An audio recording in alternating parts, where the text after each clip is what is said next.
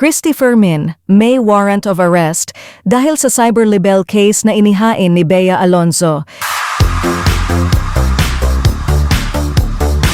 Isang warrant of arrest ang inilabas ng Quezon City Regional Trial Court Branch 73 laban sa kilalang entertainment columnist na si Christy Fermin kaugnay ng kasong cyberlibel na isinampa ng aktres na si Bea Alonzo.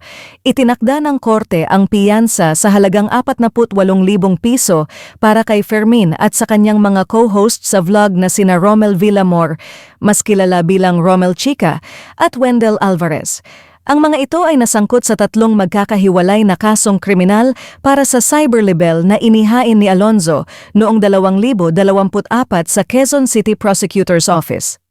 Ayon kay Attorney Joey Garcia, abogado ni Bea Alonzo, napilitan ang aktres na magsampa ng kaso dahil sa mga mapanirang pahayag na paulit-ulit umanong binibitawan ng mga host laban sa kanya sa kanilang mga online platforms.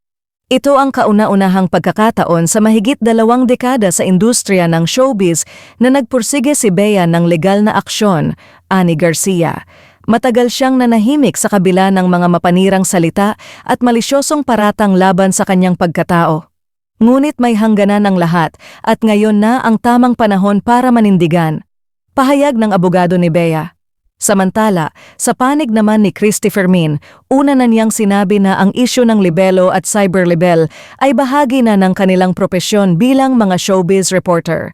Ang libelo po o ang cyberlibel o cyberbullying na tinatawag nila ay kakambal ng aming propesyon. Ito po ay parang dila at ngipin na magkasama. Hindi po maaaring paghiwalayin, pahayag ni Fermin.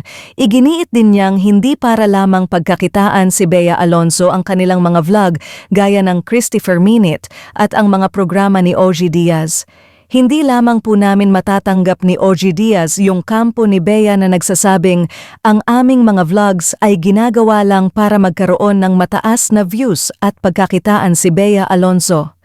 Ang aming mga programa ay hindi lamang umiikot sa kanya. Dagdag pa niya, sa ngayon, nananatiling mainit na pinag-uusapan sa publiko at social media ang naturang kaso at inaabangan ang susunod na hakbang ng magkabilang panig.